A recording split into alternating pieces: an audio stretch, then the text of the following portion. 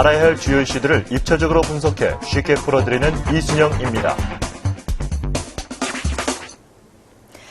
미래의 지도자는 중국어를 배워야 한다. 상품 투자의 귀재 짐 로저스는 이런 말을 했습니다. 그리고 미국의 오바마 대통령은 앞으로 미국의 모든 10대는 중국어를 배워야 한다. 이런 말을 했는데요. 이처럼 갈수록 중국의 위안화 위력이 커지고 있고 중국은 이제 경제뿐만 아니라 문화, 또 정치, 국제 분야에서도 막강한 영향력을 펼치고 있습니다. 자, 이제 10년 만에 찾아오는 중국의 지도부 교체를 둘러싸고 이 기대감이 외교가를 넘어서서 기업 경영자들에게까지 확산이 되고 있는데요.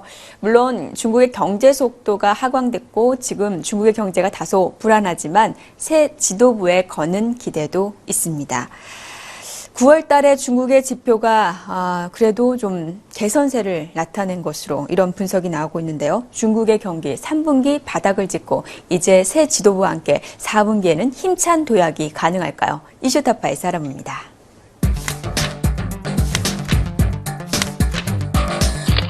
네, 연구위원님 안녕하세요. 네, 안녕하십니까. 오늘 이제 중국 경기에 대해서 좀 더 깊게 얘기를 나눠보고 싶은데요. 이제 얼마 전에 중국의 3분기 GDP 성장률이 발표가 됐습니다. 물론 2분기보다는 다소 낮은 것으로 발표가 됐지만 그래도 그 경기 하강 속도가 다소 느려진 것으로 나타나면서 그래도 좀 긍정적인 내용들이 많이 나오고 있긴 하던데요. 중국의 경기 어떻게 판단하시나요? 말씀하신 대로 1분기가 이제 8.1에서 그 다음 분기가 7.6 그리고 최근 발표는 게 7.4까지 내려왔습니다. 그러니까 지표상으로 보면 그 낙폭이 줄어들고 있는 거고, 그리고 3분기 이제 실적을 좀 자세히 들여다보면 그 내용이 과거 1, 2분기보다 좀 양호하기 때문에 3분기가 이제 바닥이 아니겠느냐라고 중국 전문가들이 대체적으로 동의하고 있는 것 같습니다. 사실 경착륙 얘기도 나왔었는데 그런 얘기가 이번 3분기 발표 후에 쏙 들어갔어요. 오히려 지금 중국 경제가 바닥을 다지고 있거나 아니면 바닥이다 이런 평가가 지배적이던데 연구원님들 같이 좀 동의를 하신 편인가요?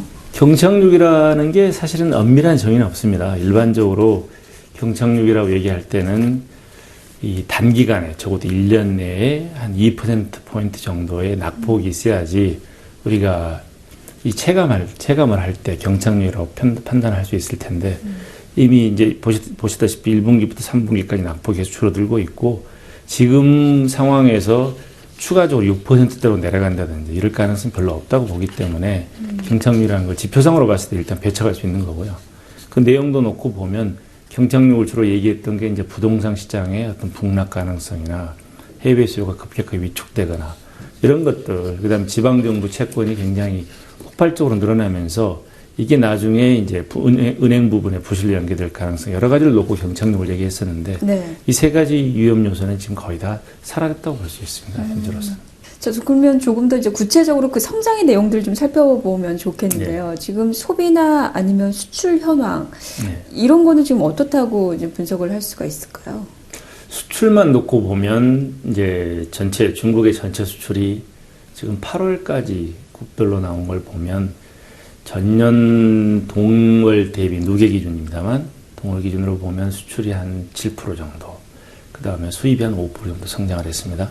과거 중국이 9% 가까운 9% 넘는 성장률을 기록했을 때 이 수입이나 수출은 거의 20% 안팎의 굉장히 높은 성장률이었습니다. 거기에 비하면 지금 굉장히 안정돼 있고 낮은 수준이라고 얘기할 수 있겠죠. 다만 이제 연초에 굉장히 낙폭이 컸다가 그 낙폭이 나름대로 좀 안정세를 유지하면서 지금 7% 성장세까지 내려갔기 때문에 수출이 더 이상 급락하지는 않겠구나라고 이렇게 판단하는 거죠. 내용으로 봐도 유럽에 대해서는 마이너스 성장을 기록하고 있지만 재정위기 때문에 미국에 대해서는 그럭저럭 성장세를 유지를 하고 있고 아프리카, 아시아 쪽은 안정적인 성장세를 유지하고 있는 이런 패턴입니다. 그렇기 때문에 지금 이제 유럽 재정 위기가 어느 정도 진정 국면, 완전히 해소되지는 않았습니다만 진정 국면으로 가고 있고 미국도 경제 위기에서 좀씩 느리게나마 회복되는 모습을 보이고 있기 때문에 수출 시장이 더 이상은 무너지지 않겠다라고 판단하는 거죠. 두 번째 소비면도 물론 이것도 9%대 경제 성장을 기록했던 시기에 비하면 낮습니다. 낮지만 소비라는 게 급작스럽게 내려가거나 올라가거나 이런 요소가 아니지 않습니까? 그렇다 보면 지금과 같은 성장률을 상당히 유지할 것으로 보고 투자도 물론 내려가 있습니다만 부동산 시장이 최근에 아주 안 좋았다가 최근에 약간 살아날까지 조짐을 보이고 있기 때문에 이런 걸 종합적으로 감안해 보면 3분기가 이제 어느 정도 바닥이 아니겠느냐 이렇게 생각을 하고 있습니다. 이게 어떻게 보면 이제 9월 지표가 좀 긍정적으로 나와서이긴 한데 이게 일시적일 수도 있는 상황이잖아요. 그렇죠. 최근에 중국 통계국이 발표했던 9월 양호하다고 자기들이 강조했던 그 지표는 예. 전월 동기 대비 그러니까 계절 요인들을 다 뺀 순수 지표라고 보시면 됩니다. 그게 과거에는 내려갔다가 연초에 계속 횡보를 하다가 9월 달에 올라가는 이런 모양새였거든요. 그렇기 때문에 이게 계절 요인도 없고 물가 요인까지 다 뺀 기준이기 때문에 나름대로 의미가 있다고 보는 거죠. 보통 중국 경기가 상반기에는 조금 안 좋고 하반기 갈수록 좀 좋아지는 흐름 아니었나요? 중국 경제가 하반기 GDP 규모가 예. 상반기 1.5배쯤 되는 아주 기형적인 구조를 갖고 있습니다. 과거 저희 나라도 70년대는 그랬거든요. 그러면서 어떤 계절 요인이 희석이 되면서 예. 소비나 투자가 안정화되면서 상반기와 하반기 GDP가 비슷하게 갑니다. 중국도 지금은 하반기 부분이 굉장히 크게 나타나고 있지만 예. 그런 계절성이 전체적으로 보면 점점 약해져 가고 있거든요. 근데 하반기가 저희들이 이제 일반적으로 10월 달에 국경일 특수가 있고 또 연말 특수가 또 있으니까 그런 걸 감안해서 봅니다만 어차피 그 지표라는 게 전년 동기하고 비교했을 때 얼마나 네네. 강력한 회복 조짐을 있냐 이렇게 얘기를 하는 거거든요. 예. 근데 이제 9월 이번에 지표 나온 걸 봤을 때 연말에도 아주 강력한 회복은 아니겠지만 나름대로 이 회복세를 살려갈 수 있지 않겠느냐라고 보는 거죠. 그렇다면 하반기 마지막 분기도 7%한 중후반 정도를 유지할 수 있을 것 같고 전체적으로 올해 중국 정부의 연간 목표치인 7.5 정도는 무난하게 달성해 줄 수 있지 않나 생각합니다. 근데 보통 왜 하반기가 훨씬 더 좋은 건가요? 단순히 국경절 효과라고 볼 수 있는 건가요? 상반기에도 물론 계절성 네. 있는 게 있습니다. 노동절도 네네. 있고 그다음에 춘절도 있고 하기 예. 때문에. 근데 하반기가 아무래도 이 각종 투자 계획 같은 게 하반기에 마무리 짓게 되고 상반기 시작을 했다가 자기들 사업 계획상 하반기에 마무리 질 것도 많고 또 수출 계획도 올해 목표치가 있으면 좀 미진하게 가다가 하반기엔 밀어내기 비슷한 이런 수출도 많이 하기 때문에 하반기 압도적으로 투자 지표나 수출 지표 굉장히 하반기 좋게 나옵니다. 일반적으로. 근데 소비는 이제 그렇진 않죠. 소비는 보면 네. 물론 국정 특수 같은 게 있긴 하지만 상반기에도 그런 게 있으니까 그렇게까지 하반기에 몰리진 않습니다만 투자나 이런 수출 쪽이 아무래도 하반기에 좀 많이 몰리는 경향이 있습니다. 그러면은 내년 중국 경제는 어떻게 보시나요? 이제 두 가지 변수가 있습니다. 하나는 해외 수출이 어떻게 예. 올해와 어떤 양상으로 바뀔 것이냐. 예. 그건 이제 유럽이 굉장히 중요하게 작용을 하겠죠. 네. 그다음 두 번째는 새로운 지도부가 어떤 식의 정책을 펼 것이냐. 이 두 가지를 크게 발달할 수 있겠습니다. 어차피 투자는 수출에 연동돼 있고 소비라는 건 급격하게 늘거나 줄거나 하는 게 아니기 때문에 네. 이 두 가지 요소가 가장 중요할 텐데 수출은 이제 방금 말씀드렸다시피 회복이 되더라도 예. 그 위험성은 여전히 갖고 있는 유럽 경제가 있기 때문에 완만하게 성장할 수밖에 없을 것이고 그렇다면 중국의 수출도 급격하게 늘기 어렵다고 봐야겠죠. 그 이제 문제는 관건은 중국 지도부 교체에 따른 경기 네. 부양 대책이겠네요. 네. 과거에는 이게 정권이 바뀌면은 되게 강력한 경기 부양책을 펼쳤었잖아요. 네. 올해 같은 경우에는 중국이 그 정도까지는 하지 않을 것이다라는 얘기가 많이 있던데요. 중국이 10년에 한 번씩 지도부가 교체가 있기 때문에 예. 과거라고 말씀하신다면 2002년이 되고 예. 그전엔 92년이 됩니다. 2002년에 지금 후진타오, 원자바오 이렇게 이쪽 새로운 4세대 지도부가 등장했을 때 92년 말 그다음 93년 초의 정책은 경기 부양이 아니었습니다. 그때 설정했던 성장률 목표도 8% 안팎이 굉장히 건전한 정도의 수준의 성장을 목표로 했던 건데 그러면 왜 그 당시에 2003년, 4년이 성장률이 폭발적으로 늘었느냐? 네. 그건 부동산 정책을 좀 약간 잘못한 면이 있었거든요. 그러니까 도시화라는 대명제가 있었고 주택 수요는 굉장히 늘고 있고 거기에 주택 공급도 굉장히 선진화된 공급 체제를 가져가자.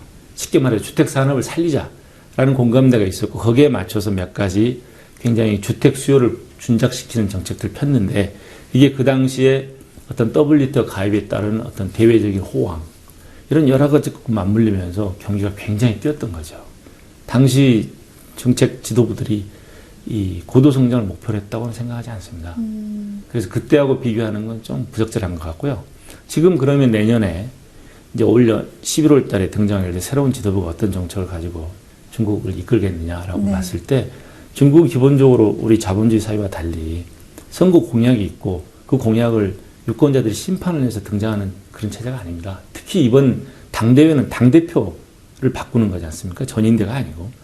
그러면 이 사람들은 과거 지금 새로 등장할 지도부들은 과거 5년 동안 그 전임 후진타오 지도부 때 지도자 수업을 후계 수업을 받았던 사람들이고 전임 지도부가 갖고 있던 국가 운영 전략을 공유했던 사람들입니다. 그렇기 때문에 새 지도부가 들어섰다고 해서 어떤 새로운 아주 거창한 정책이 나오는 건 아니고 다만 중국 사회를 이끌고 갈 새로운 이데올로기 이념이 나오겠죠. 네. 그러면 여기서 좀 의문점이 생기는데 경기 부양 강도를 높이지 않고 중국이 안정적인 성장을 계속할 수 있을 것이냐 이런 생각이 드는데요.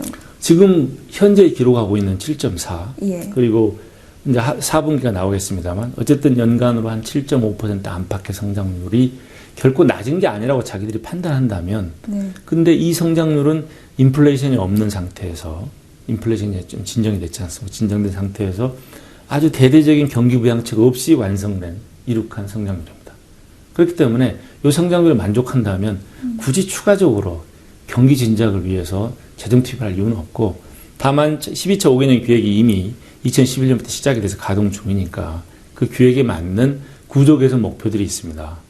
소득 분배든 어떤 가격 계획이든 여러 가지 목표들이 있는데 그런 목표들이 들어가는 그때그때 들어가는 어떤 재정 투입들 주로 사회 안전망을 늘려서 소비 기반을 확대하는 이런 식의 목적을 가지는 것들인데 그런 것 쪽에는 돈이 계속 나가겠죠.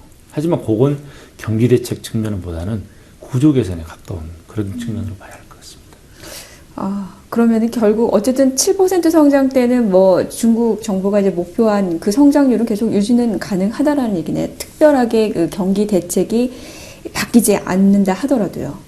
그렇게 보는 거죠. 일반적으로. 그리고 후진타오 정부 집권 후반기에 들어서서 성장률이라는 게 뭔지에 대해서 고민을 했던 지도자들입니다. 무슨 얘기냐면 과거에 10% 가까운 성장을 9.9% 성장률을 연율 기준으로 30년을 성장을 해왔는데 네.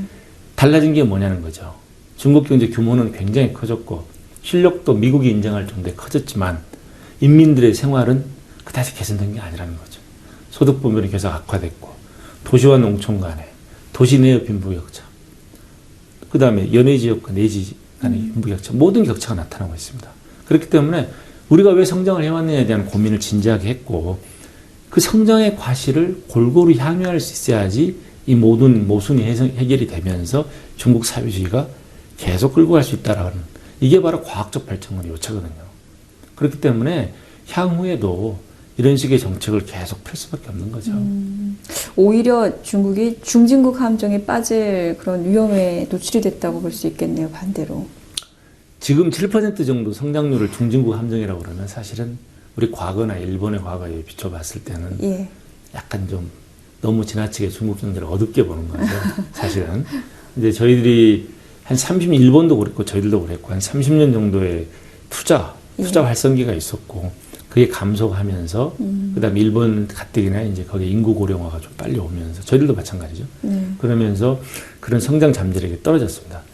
중국도 마찬가지입니다. 중국도 성장 잠재력이 투자 붐이 많이 싣고 있고 그다음에 인구 보너스기도 거의 종료돼 가고 있습니다. 그런 면에서는 비슷하겠지만 네. 다만 하나 이제 중국이 믿고 있는 것은 연해 지역 말고 아직 개발 안 된 중부 내륙, 중서부 내륙에 여기도 인구만 해도 중부 내륙 6개성만 해도 인구가 3억이 넘습니다. 그런데 이런 엄청난 안에 내지가 또 미개발 상태로 남아 있기 때문에 이걸 이제 살려간다면 급격한 성장률 정체는 오지 않을 거다라고 자신을 하는 거고 그게 최근에 이제 동북 삼성 계획부터 중부 굴기부터 서부 대개발 이런 세 개가 이게 연달아 연결되면서 연해 지역 성장을 보충하는 쪽으로 가고 있는 거죠. 그 중국 경제가 말씀해 주신 대로 30년 동안 연평균 한 10% 이상씩 성장을 해왔는데, 이제 그렇다 보니까 이제 제조업 중심으로 많은 성장이 일어났었어요. 이게 결국은 이제 우리나라 같은 경우에는 중간재 부품 수요로 이어지면서 한국 경제에도 어떻게 보면 이제 긍정적 영향을 미쳤었는데, 중국 경제가 7%대 성장을 하게 된다. 이렇게 되면 국내 경제에는 어떤 영향을 미치게 될까요? 성장률만으로는 얘기하기 어려울 겁니다. 만약에 성장률만 얘기한다면 예. 중국이 과거와 같은 똑같은 어떤 타입의 성장을 해왔고 그 성장률이 9% 후반대에서 7% 중반으로 내려간다. 2%포인트 이상 떨어지는 거죠. 그렇게 되면 물론 그 성장 방식이 똑같다고 말씀드리는 경우는 연해 지역이 중심이 되고 그리고 1, 2, 3차 산업 중에서 제조업 이 중심이 되는 성장을 얘기하는 겁니다. 제조업 성장은 중국 경제가 과거 10% 가까운 성장을 했을 때 거의 15% 정도의 굉장히 높은 성장을 구가했던 게 2차 산업 부분입니다. 2차 산업이 뭡니까? 제조업을 수출하는 건데 제조업을 찍어내는 부가가치를 만들어내는 건데 중국이 2차 산업에서 부가가치를 내기 위해서는 중간재나 부품을 일본, 한국, 대만에서 열심히 수입해서 그걸 가공해서 내수로도 쓰고 수출해왔던 거죠. 네. 그 어떤 혜택을 우리가 중국 특수로서 이제까지 90년대 후반부터 이제까지 누려왔던 거죠. 예. 근데 만약에 중국이 7% 성장이 문제가 아니고 7% 성장을 하면서 패턴이 바뀐다면 예. 2차가 중심이 아니고 3차 중심이고 연해가 주도했던 것이 연해와 중소부족이 같이 공생으로 나가는 이런 식의 발전 패턴으로 나간다면 그럼 우리가 중국에서 누려왔던 특수는 달라지지 않은 거죠. 문자 그대로 서비스 쪽의 특수를 활용을 하고 중소부 내륙 지역의 어떤 수요 기반이 넓어지는 걸 활용을 할 수 있어야 하는데 우리가 지금 그럴 정도의 준비가 되어 있느냐에 대해서는 약간 회의적입니다. 한국 기업에 시사하는 바는 뭘까요? 어떤 걸 한국 기업들이 좀 준비를 해야 된다고 보십니까? 제조업 부분은 우리가 포기할 수는 없습니다. 우리가 그동안 성장을 해왔던 배경이 바로 제조업 부분에 열심히 중국 기업이 원했던 부가가치를 우리가 열심히 그쪽에 제공함으로써 그쪽도 이익을 보고 우리도 이익을 보는 이런 식의 구조를 가져왔지 않습니까? 그런 패턴은 우리가 일부러 버릴 필요는 없는 거죠. 하지만 중국 경제의 성장 중심이 서비스 쪽 그리고 연해 일변도에서 중소부와 같이 가는 식으로 간다면 저희들도 그렇게 맞춰야 하는 거죠. 그러니까 똑같이 제조업 제품을 수출을 하더라도 서비스가 연결되어 있는 서비스에 굉장히 필요한 어떤 제2차 상품 반대로 2차 상품에 적용이 되는 서비스 제품들 이런 것들이 저희들이 이제 향후 주로 중국에 제공할 수 있는 부가가치가 될 것이고 또 제조업 분야, 제조업 나름대로 우리가 갖고 있는 부품 경쟁력이 갖고 있는 분야가 있으니까 이런 것들은 여전히 우리가 중국 기업과의 기술 격차를 계속 유지해 가면서 그래야지 우리가 그 사람들한테 줄 수 있는 부가가치 있으니까 이것도 계속 유지해 나가야겠죠. 그리고 지역적으로는 연해적 일변도는 우리가 과거에 중국에 수출해서 중국의 가공 수출로 해외 나가는 제3국으로 나가는 이런 식의 모델이었습니다. 이제는 그게 아니겠죠. 중소부지역으로 간다면 네. 이제 중국 내수 시장을 위해서 움직여야 하는 거야 됩니다. 중국 내수 시장을 위해서 싸우려면 중국 내수 시장에 이미 수없이 싸우고 있는 중국 로컬 기업과 싸워야 하는 얘기입니다. 걔들하고 싸우려면 어떤 가격, 브랜드 파워나 유통에 대한 접근성 이런 것들이 굉장히 과거하고는 비교할 수 없을 만큼 저희들이 실력을 키워야지 그들과 경쟁에서 이길 수 있을 겁니다. 예, 알겠습니다. 오늘 말씀 잘 들었습니다. 네. 고맙습니다. 네, 감사합니다.